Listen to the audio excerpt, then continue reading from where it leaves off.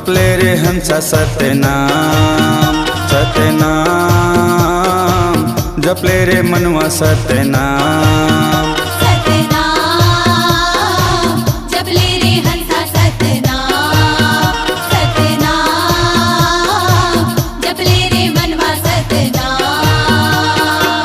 माटी में जाही माटी के काया छूट जही है मोह माया, माटी में जाही माटी के काया छूट जही है मोह माया, नहीं आवे कहीं काम। सतनाम, जपले रे हंसा सतनाम सतनाम, जपले रे मनवा सतनाम।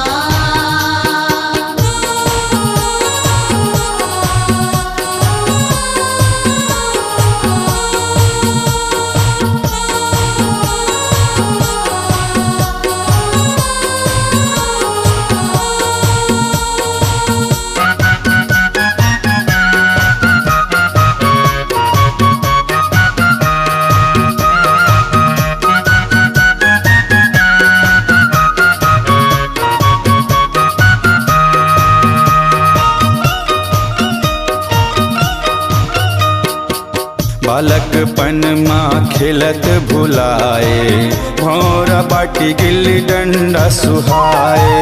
बालकपन माँ खेलत भुलाए, भौरा बाटी गिल्ली डंडा सुहाए।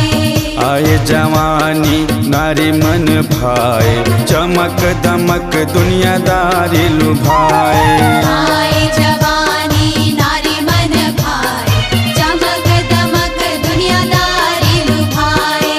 नहीं जाने तहाँ भावे भजन ला वृथा गवाए, हीरा कस्तन ला नहीं जाने तहाँ भावे भजन ला वृथा गवाए, हीरा कस्तन ला माया में भुलाए सुबह शाम।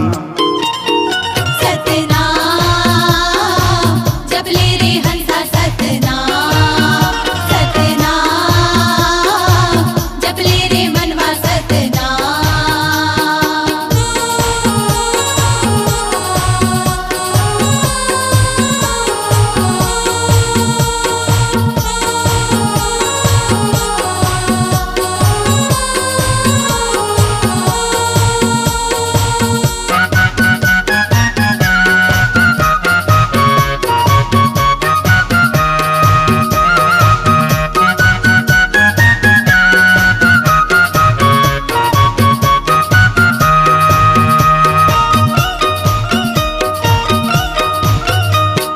कौड़ी कौड़ी जोर के महल बनाए, धन के सहारा हुक्म चलाए। कौड़ी कौड़ी जोर के महल बनाए, धन के सहारा हुक्म चलाए। आए बुढ़ापा जब जांगर सिराए, बहू बेटा तो लठेंगवा दिखाए। आए बुढ़ापा जब जांग सिराए, बहू बेटा तो लठेंगुआ दिखाए।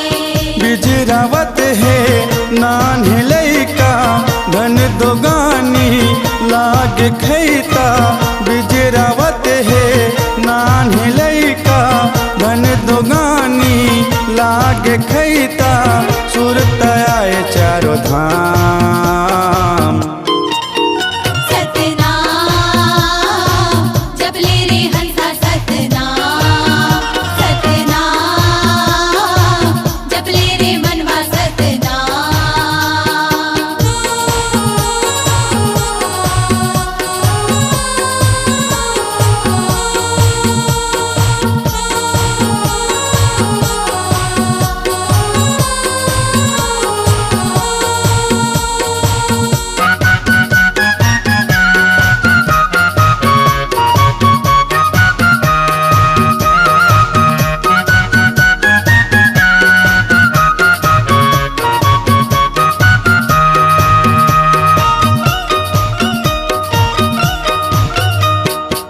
गुनत बैठे जीरो के पछताए, टूट हखटिया संगी जनाए।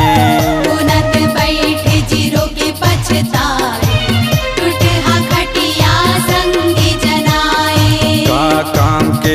अब छाती ठठाए, दूसर लगोनो दोष लगाए। का काम के अब छाती ठठाए, दूसरा कोनो दोष लगाए।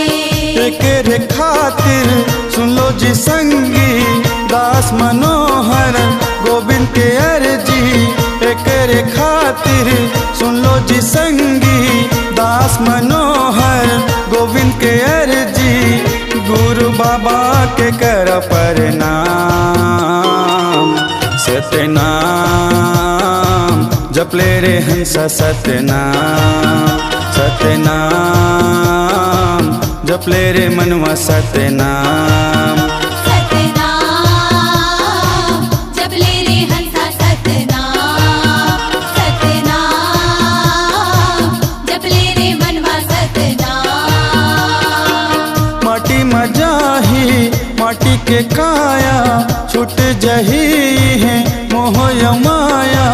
माटी मजाही माटी के काया, छूट जही है मोह माया। नहीं आवे कोनो काम, सतनाम जपले रे हंसा सतनाम। सतनाम